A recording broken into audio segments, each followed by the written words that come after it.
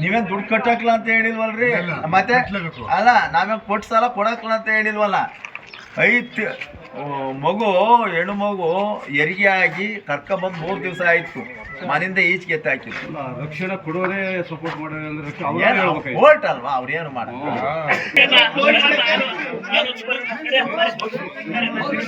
Mobile ಇಳಿಸ್ರಿ.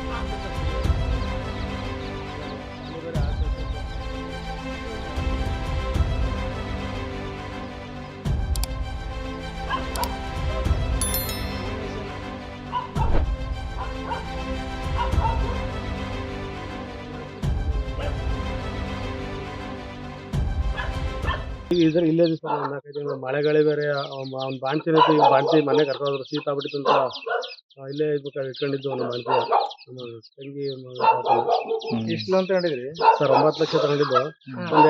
ಒಂದು ಕಟ್ಟಿದ್ದು sir, 1 2 lakh ಕಟ್ಟಿದ್ದು. ಎಷ್ಟು ವರ್ಷ ಆಯ್ತು ಲೋನ್ ತಗೊಂಡು? ಎಷ್ಟು ವರ್ಷ ಆಯ್ತು ಸರ್? ಒಂದು 2020-21 ಸಾಲ ತಗೊಂಡಿದ್ದು. ಕಟ್ತಾ ಇದ್ರಿ?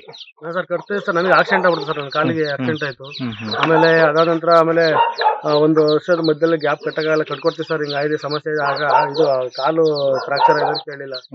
ಆಮೇಲೆ ಆದರೂ ಕೂಡ ಅವರು ಬೇರೆ ರೀತಿ ವರ್ಷ ಅದಾದ ನಂತರ ಹಿಂಗೆ ಅವಮಾನ ಆಯಿತು ಅಂತ ನನ್ನ ತಂದೆಯವರು ಆರೋಗ್ಯ ಕೆಟ್ಟು ಅವ್ರಿಗೂ ಹಾರ್ಟ್ ಅಟ್ಯಾಕ್ ಆಗ್ಬಿಡ್ತು. ಹಾರ್ಟ್ ಅಟ್ಯಾಕ್ ಆಗಿ ಆಮೇಲೆ ಅಲ್ಲ ಅಡ್ಮಿಟ್ ಸರ್. ರೀಸೆಂಟ್ ಈಗ ನೀವೊಂಥರ ಬೀದಿ ಪಾಲಾಗಿದ್ರಿ? ಹೌದು ಸರ್, ಆ ರೀತಿ ಆಗಿದೆ. ಈಗ ಬದುಕು ಕಟ್ಕೊಂಡು ಜೀವನ ಮಾಡೋದೇ ಕಷ್ಟ ಆಗಿದೆ. ಕೇಳ್ಕೊಂಡ್ರೆ ಹೋಗಿ ಏನಾರು ಬೇಕಾದ ಕೊಡಿ ಅಂತ ಸರ್? ಕೇಳು ಸರ್, ರಿಕ್ವೆಸ್ಟ್ ಮಾಡು ಸರ್. ಏನ್ ಮಾಡೋದು, ಕೊಡಲ್ಲ, ಹಂಗೆ ಬೀದಿಲೇ ಹಂಗೆ ಅಂತೆಲ್ಲ ಇದು ಮಾಡಿ